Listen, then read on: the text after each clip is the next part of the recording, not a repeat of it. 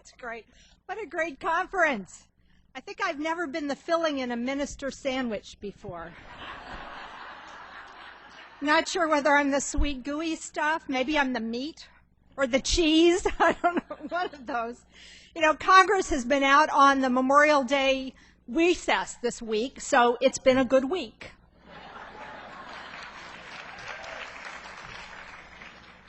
But I think last week they fit in at least 2 weeks' worth.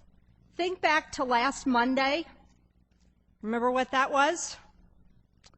The nuclear option averted by a compromise. Some compromise, huh? Was a lot like a mugging, where the mugger says, okay, I'll compromise with you. You give me everything I want and I won't shoot you. Or at least I won't shoot you right now. That's a compromise, right? And of course, the victim does indeed feel relieved for the moment, but has been victimized nonetheless and may yet be shot. The very next day, I was on hardball with Tony Perkins of the Family Research Council. Well, now, you know him from the Family Research Council, and you may recognize him as the architect of Justice Sunday. But I remember him from our home state of Louisiana and from the era of the David Duke campaign, where he was fined $3,000 by the Federal Elections Commission for paying $90,000 for the few thousand names on David Duke's campaign list, a thinly veiled contribution, and hiding it from the election authorities. This fine, upstanding, moral example of family values, Tony Perkins was asked who he thought George Bush ought to name to the Supreme Court. Guess what he said? Priscilla Owen and Janice Rogers Brown were the two names that he specifically named as stellar candidates, two of the clearest judicial activists and two of the most intemperate nominees of the many George Bush has sent us. Now, the very next day, this is all last week, the very next day, doggone it if the Senate didn't go and confirm Priscilla Owen, as if to just line her up at Tony Perkins' request. Something to look forward to. Priscilla Owen, another notch in Karl Rove's belt. How many of you knew that he plucked her out of relative obscurity as a Houston lawyer and ran her for the Texas Supreme Court? Ran her campaign personally, Karl Rove did, raised nearly $1 million for her campaign, and has guided her career ever since. What do you think he has in mind? I think maybe Tony Perkins knows something that we don't. You know what else happened that day, Wednesday? 3 crosses were burned in Durham, North Carolina. I'm sure it wasn't related.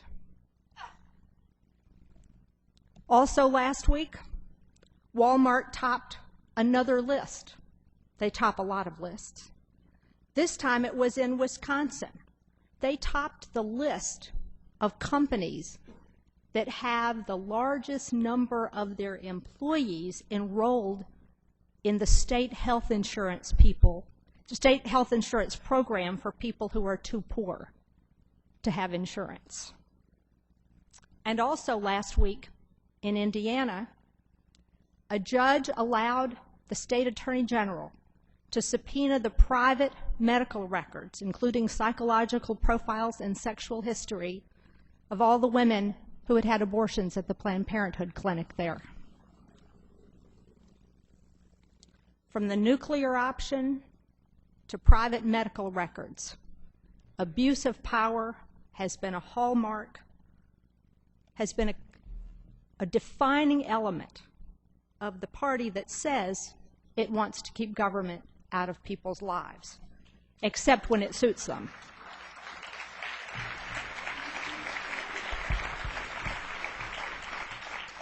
And when we complain about it, what do? They call us special interests. Have you noticed that this crowd can't tell the difference between constituents and special interest? Maybe I can help. Women are 51% of the population. Women are constituents. People of color are constituents. Working people are constituents. Halliburton is a special interest.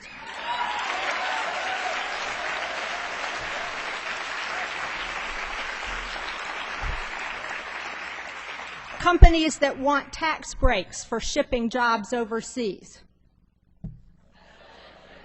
Companies that don't want to pay their employees overtime. Companies that outsource their health care to the taxpayers. Walmart. The Republican Party.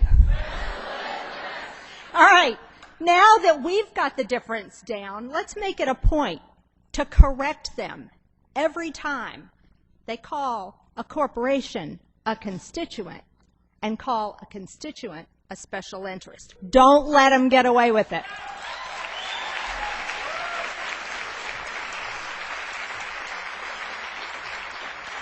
Now, the good news is that people are getting the message. In a recent Democracy Corps poll, only 37% of people said the country was on the right track. 55% of the people polled said the country was on the wrong track. And when they were asked, those 55%, now why is it you say the country is on the wrong track? Guess what the top two issues were, by a mile. Top two issues: George Bush's leadership and the war in Iraq. This was not a survey of progressives, but it could have been.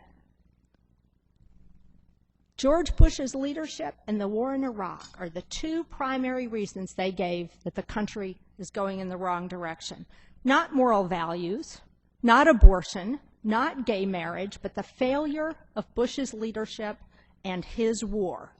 And Democratic leaders need to be saying that every day.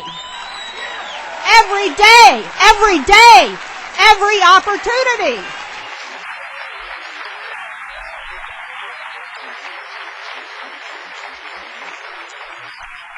Our leaders need to be calling George Bush out on the very decisions that got this country into the kind of trouble that we're in. Not this namby-pamby, whiny, well, we're already there, so we have to see it through. Hog feathers! Call them on it! Call them on it! There are too many so-called political leaders who call themselves moderate or even progressive, but who are really trying to be Republican light.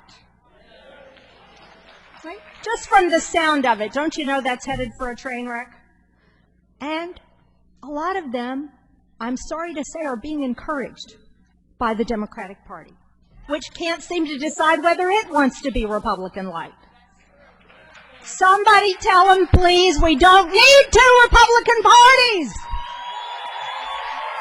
We don't need two Republican parties.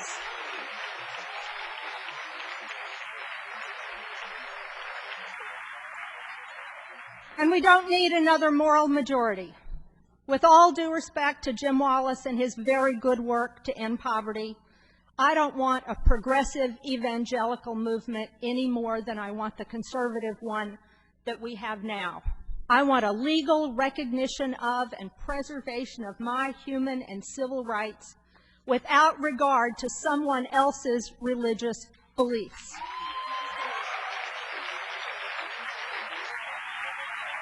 I don't want a woman's moral decisions to be determined by someone else's religion, because while the Bible does have 3,000 passages about poor people, it says not one word about abortion. And where are we headed with this? Where are we headed with this? Just one example. St. Louis, Missouri, Congressman Lacy Clay, longtime progressive, just changed his vote on a bill that endangers the lives of young women and would jail a grandmother, an aunt, or a sister who crossed a state line with her to help her with an abortion that she sought. He'd voted against the bill in the past, but he voted for the bill. He changed his vote, saying, quote, I'm going to follow my church leadership and vote in favor of this bill. Close quote. Lacey Clay. He went on to say, quote, we have to start being flexible on issues like abortion and gay rights. Now, where might this idea have come from? Do you think it might have come from John Kerry, who said, we need to recruit and elect more pro-life Democrats? Do you think it might have come from Howard Dean praising anti-abortion Democrats in Alabama? Do you think it might have come from Chuck Schumer recruiting an anti-abortion Democrat in a blue state to run against a pro-choice woman with a better chance to win? If that's what it means to have a big tent, if it means abandoning the core principles of our party, if it means throwing women's rights overboard like so much ballast, if it means picking and choosing which of us have moral values and which of us don't, then I say let's keep the skunk out of the tent.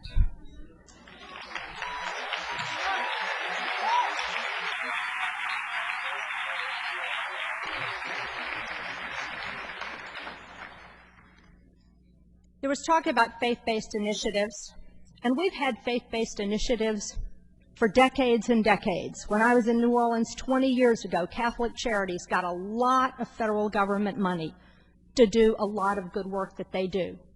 But there was one string on that. They weren't allowed to discriminate. They weren't allowed to use that money to discriminate. And one place where Jim Wallace and I disagree vehemently is that he believes that the churches getting this faith-based money ought to be allowed to discriminate if it fits in with their religion. That it would be perfectly fine for churches using federal funds to hang up a sign that says no Jews need apply, or no Christians need apply, or maybe help wanted Aryan Nation church members only. Refusing to hire someone or even refusing to allow them to volunteer in a program that's federally funded social services is an affront to every civil rights principle that we have fought for the last 40 years, and it has no place in federal funded programs.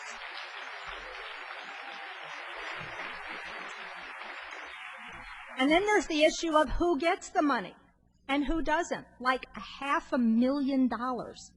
$500,000 to Pat Robertson's Operation Blessing out of your pocket. This is the same guy who said that Presbyterians are representatives of the Antichrist on earth. It sounds like a joke, doesn't it? But he got $500,000 of your money as part of the faith-based initiative. And the global gag rule has been applied to women and AIDS funding. AIDS funding now has a global gag rule, contributing to the deaths of women and young girls all around the world. Why? To get support from the evangelical movement. It's even being supported by groups like Bono's, because he's crossing the lines to work with faith-based groups, and basically said, sure, put the gag rule on the AIDS funding, it's okay with us. That's where we're headed with this, and it's the wrong direction. The Taliban used religion to suppress the basic rights of women. The Southern Baptists and the Promise Keepers preach submission of women as part of their religion.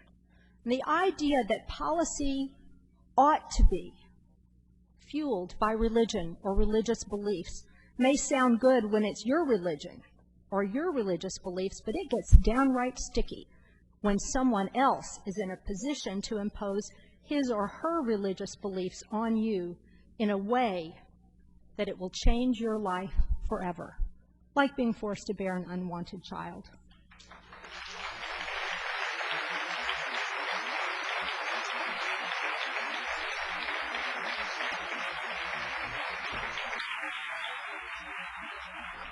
We have a long fight ahead, and we need to be pulling together. We need to be pulling together for all of us, because these battles have to be fought on many levels.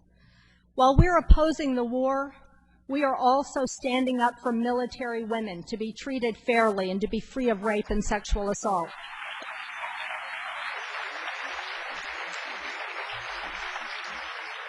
While we're fighting privatization of Social Security, we're also pressing for changes that will recognize the contributions of caregivers and the time out of the workforce for that important job.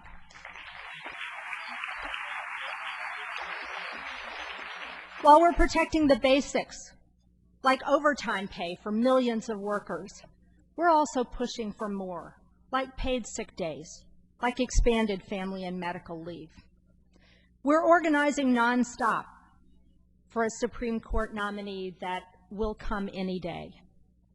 But while we're doing that, we're also fighting to save the lower courts, because those are the courts of last resort for the people in this room and most people in the country.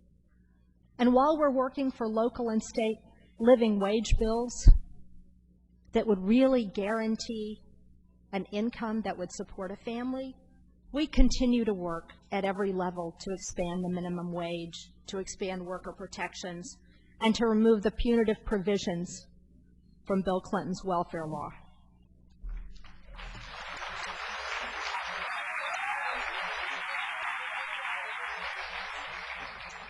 And while we're fighting for the right of committed same-sex couples to be able to marry,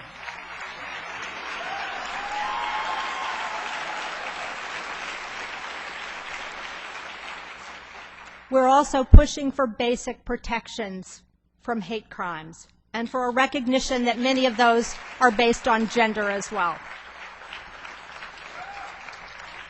While we push for universal single-payer health care, we're also exposing companies like Walmart that outsource their health care to the taxpayer.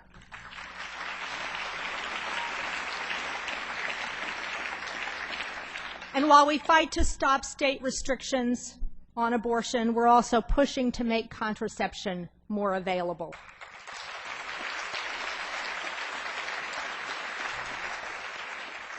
Like requiring employers that pay for Viagra to also pay for birth control pills.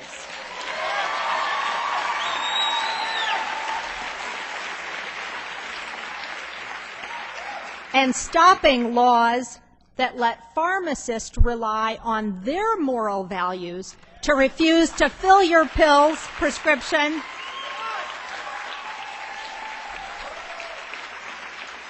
and even refuse to fill a prescription for the morning after pill for a rape victim. State legislation that says this is okay. We know better. We know it's wrong, and we're right, and we're going to stop it, because while we fight for progressive ideals and for a vision of the possible, we are also fighting for the heart and soul of our party. We're fighting to take back America, and you're leading that fight. Thank you.